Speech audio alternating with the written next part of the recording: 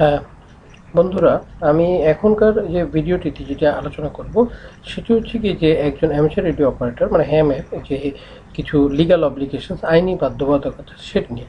তবে তার আগে আমি আপনাদেরকে একটা বলছি যে আমার যে কন্টেন্টগুলো বা ভিডিওগুলোতে যা যা আপনারা দেখছেন বা জানছেন সেগুলোই যে সমস্ত কিছু তা না। এই যে আমার ছাড়াও আমাদের যারা আমাদের আরও কল সাইন হোল্ডার, আমাদের আরও হ্যাম ভাইরা আছে, তাদেরও বিভিন্ন ভিডিও আছে, বিভিন্ন রকমের লেখা আছে।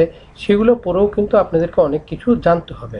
সবচেয়ে বড় কথা একটা জিনিস বলে রাখি, সেটা হচ্ছে গিয়ে কখনোই একটি রিসোর্সের উপরে মানে খুব বেশি ডিপেন্ডেন্ট হবেন না। Different different resource, different different পার্সনদের সাথেও যোগাযোগ রাখবেন। এটা কিন্তু খুবই জরুরি একটা বিষয়। যাই হোক, আমি এখন যে আইনি বাধ্যবাধকতা সেটি নিয়ে আলাপ করব। সেটি হচ্ছে কি যে অ্যামেচার রেডিও অপারেটর আপনি হয়ে গেলেন, তারপরে আপনি একটা ডিভাইস নিয়ে কথা বলতেছেন, তারপরে যোগাযোগ করতেছেন, এটাই কিন্তু মানে আমাদের মানে মূল বিষয় না। এখানে বেশ কিছু লিগ্যাল অব্লিগেশনস আপনাকে মানতে হবে। তো প্রথমে বলছি হচ্ছে গিয়ে যে আমাদের যেই আইনি বাধ্যবাধকতাগুলো আছে সেটি নিয়ে। যেমন আমাদের যে অথরিটি, নীতি নির্ধারক, বাংলাদেশ টেলিকমিউনিকেশন রেগুলেটরি কমিশন, এরা প্রতি মাঝে মাঝেই অ্যামেন্ডমেন্টগুলো তৈরি করে এবং বিভিন্ন রুলস রেগুলেশনগুলো অ্যাড করে। যেমন এটা হচ্ছে গিয়ে public consultation on amateur licence procedure and usage. এটি হচ্ছে গিয়ে 2014 সালের, আপনারা দেখতে পাচ্ছেন 2014 সালের যেটি করা হয়েছিল সেটি অনেক বড় একটি ডকুমেন্ট। এগুলো কিন্তু আপনারা পড়ে রাখবেন, খুব জরুরি বিষয়। এখানে কি করতে হবে, কি করা যাবে না, কিভাবে কিভাবে চলতে হবে, এই বিষয়গুলো নির্ধারণ করা আছে। তারপরে এটাকে অ্যামেন্ডমেন্ট বা আরেকটা নতুনভাবে করা হলো 2015 সালে এটাকে করা হলো instruction for amateur radio uses and procedure in Bangladesh. এটাও বেশ বড় একটা ডকুমেন্ট, 18 পাতার মতো। আর সর্বশেষ আমাদের হাতে যেটি আছে সেটি হচ্ছে গিয়ে 2019 সালের সেটি হচ্ছে গিয়ে amended instruction for amateur radio uses and procedure in Bangladesh. বেশ কিছু পরিবর্জন এবং পরিমার্জন করা হয়েছে ডকুমেন্টগুলোতে।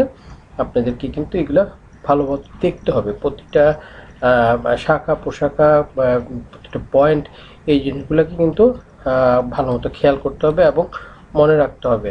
একটা জিনিস খেয়াল রাখবেন যে অ্যামেচার রেডিও অপারেটর হলেই আমি যা ইচ্ছা তাই করতে পারবো তা না। হ্যাঁ, একটা দেশের যেসব আইন কানুন আছে সেগুলোকে মানতে হবে। দেশের সরকারের যেসব নিয়ম নীতি আছে বা নীতি নির্ধারকদের যা যা তারা যেসব বিষয়গুলোকে গুরুত্ব দেয় সেসব বিষয়গুলোতে খেয়াল রাখতে হবে। যেমন একটা সিম্পল বিষয় বলি, সেটা হচ্ছে কি যে আমরা কিন্তু চাইলেই যে কোনো রকমের মানে হ্যান্ডেল ট্রান্সরিসিভার সংগ্রহ করতে পারবো না। আমাদের হ্যান্ডেল ট্রান্সরিসিভারের জন্য কিন্তু বেশ কিছু নিয়ম নীতি আছে। যেমন হচ্ছে কি আমাদের যে ফ্রিকোয়েন্সি বরাদ্দ, সেই ফ্রিকোয়েন্সিতে যেসব হ্যান্ডেল ট্রান্সরিসিভার পারমিট করে সেই ধরনের হ্যান্ডহেল্ড ট্রান্সমিশন রিসিভার আমরা কিন্তু ব্যবহার করতে পারবো। যেমন এই যে এখানে একটা দেখতে পাচ্ছেন যে অ্যালেনকো DJ500E, এটি একটি মানে উদাহরণস্বরূপ।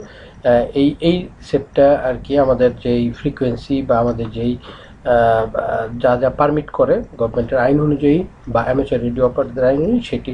তারপরে আরেকটি আছে হচ্ছে কি পলমারের এই ডিভাইসটিও অ্যামেচার রেডিও অপারেটরদের পারমিট করে। তবে একটি জিনিস বারবার করে বলছি, সেটা হচ্ছে গিয়ে যে শুধু যে আপনি মানে মনে করেন যে একজন অ্যামেচার রেডিও অপারেটর, হ্যাঁ, আপনি যা ইচ্ছা তাই করতে পারবেন, এটা কিন্তু খেয়াল কখনোই না। অনেক রকমের নিয়ম নীতি, আমাদের কিন্তু নিয়ম শৃঙ্খলা একটা খুবই গুরুত্বপূর্ণ বিষয়। কিভাবে চলবো, কিভাবে কথা বলবো, কিভাবে কার সাথে কমিউনিকেট করব, তারপরে আমরা সরকারের বা বিভিন্ন অবস্থায় আমাদেরকে কিভাবে চলতে হবে, এইসব বিষয়গুলো কিন্তু আমাদের মাথায় রাখতে হবে এখন, খুবই গুরুত্বপূর্ণ। আজকাল অনেক মিসইউজ হয় বা অনেকের অনেক রকমের এইসব বিষয় নিয়ে ভুল ধারণা হয়ে থাকে। তাই বারবার করে বলছি যে এই ধরনের যেসব আইনি ব্যাপার স্যাপার আছে বা যেসব লিগ্যাল অব্লিগেশনস আছে সেগুলো কিন্তু ভালো মতো পড়ে নেবেন এবং আত্মস্থ করে নেবেন।